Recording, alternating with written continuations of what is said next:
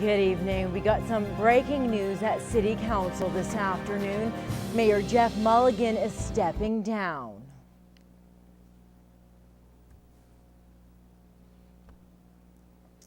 Well, Jeff Mulligan has been mayor of Lloydminster since October of 2009. Effective at the close of business on July 31st. Now his last day will be next Wednesday. The city will be holding a by-election on October 16th. The nomination deadline is set for September 11th now. Now at this point, reasons for the resignation are unknown. Now we have more on this a little later in our cast. Local Saskatchewan businesses along Highway 16 have had to deal with road construction in the area for the past 2 summers.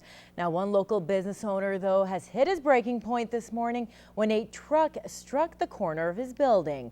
Kim Smith reports. Tremendously. Cheers is being hit from both sides. Road construction to the north and west of the restaurant and lounge is limiting access to the parking lot. We don't have nearly the amount of customers that we normally would, primarily because of the traffic and just the parking and, I guess the water. I'm not sure if it kept people away, but the fact is when this starts, our business drops significantly. Like in half. This is the second summer Highway 16 has underwent road work, but when a transport truck clipped the corner of his restaurant and tore off his sign, Majid Yassin decided to speak out. It is an improvement for the city, and I support that, But, I think that there's probably maybe more thought needs to go into other than just putting up signs on how to get here, to address these problems. He says transport trucks are having a hard time turning the alley because of the lane reduction. On top of that, the dust in the air is also making it difficult to keep his air conditioner working properly. And last month, a boil water advisory was put into place. All of this is putting a strain on his business. With many employees at Cheers relying on tips from customers, the owner says the reduction in business means many of his staff members are suffering. It's disheartening when these things happen, and then I can't open today, and then, the staff is going home and they, that's another day, and they got bills, right? And they count on us being open. And Cheers is closed Monday to repair the sign, but Yassin is hoping to be open Tuesday. I think the city, has honestly a moral obligation to take a good look at this. I really do, we've been getting hit. We're going to keep soldiering on. We'll get this fixed. We'll do what we have to do and deal with, the insurance people and do what has to be done. Yassin says he's asked the city for compensation. Kim Smith, Newcap News. A local business has been heavily damaged after an alleged impaired driver slammed through the front window. It happened yesterday. Police say the driver of a late model truck hit an occupied parked vehicle, launching both into the strip mall. Now, one man was taken to hospital with non-life-threatening injuries. The 24-year-old driver of the truck was arrested on scene. Now, impaired driving and dangerous driving charges are pending.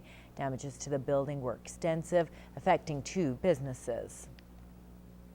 Bonnyville RCMP need your help in their investigation after 30 to 50 cell phones were stolen over the weekend. Early Sunday morning, someone broke into the Bell store on 50th Avenue in downtown Bonnyville. $30,000 worth of phones were stolen. RCMP say the suspect or suspects could be driving a white or light-colored minivan, possibly a Dodge. Now, anyone with information is asked to contact the Bonnyville RCMP at 780-826-3358. Well, 5 days of competition and strategy for 20 castaways all came to an end this weekend. Glenn Brown has more on the 2nd annual Survivor Lakeland Challenge. After raising $35,000 last year for the Boys and Girls Club, organizers of Survivor Lakeland were gunning for an even higher total this year. And much to their delight, they surpassed their goal of $50 grand. Total for presentation to Lakeland Special Olympics is going to be $55,000. We are absolutely astounded and amazed at the generosity of this community.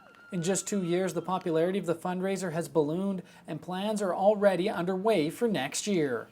We had no idea that it would be this big. Contestants are already signing up for next year's event, and our sponsors are definitely saying that they want to help us out again next year. So, yeah, amazing. I don't know what to say. Newcap's own Carlin Burton was selected as a castaway after raising nearly $1,600 for the cause, and he ended up walking away with the title of Survivor. It was a big surprise. When we started going up against the other team, that's when things got a little dicey.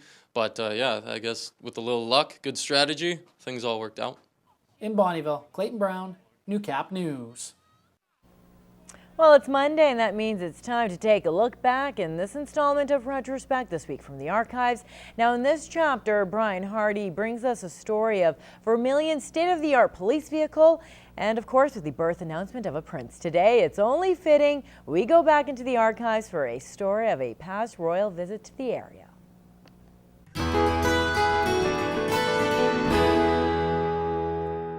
It's July 1989, and the Duke and Duchess of York pay a quick visit to Meadow Lake.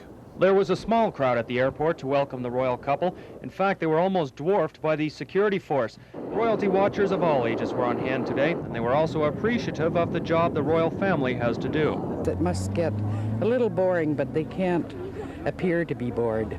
Meadow Lake's kind of small, and the fact that they'd be here is kind of exciting. Once the Duke and Duchess arrived, they were whisked off in an awaiting car to the Meadow Lake sawmill, and that's where the majority of people were. About 250 members of the public were on hand. With the plant tour over, Andrew helped Sarah off with her coat, and the pair headed out to meet an adoring public. Because the couple were celebrating their third wedding anniversary, a group of guides and brownies presented them with several bouquets of flowers. After the hour stop, it was time for Sarah and Andrew to say goodbye to the residents of Meadow Lake and proceed on to the next stop in their itinerary. David McGuinness, Broadcast Center News. This week in 1993, we report on Vermilion's newest piece of crime-fighting equipment. Midwest police are using a new kind of weapon to stop crime. Highway patrol officers from the Vermilion Detachment now drive an RCMP supercar. The car is painted a cost-cutting white, and it's equipped with indescript police lights, as well as a flashing arrow light to direct traffic during accidents. But it's the inside of the car that is really high-tech. Police now use front and back mounted radar guns, and they can prove the person was speeding with their new video camera. At the end of an officer's shift, the tape is copied for use in any court case because the evidence cannot be disputed. In Vermilion, Darcy Modine, Police Beat. Join us next time when Bonnyville throws a beach party on Retrospect, this week from the archives.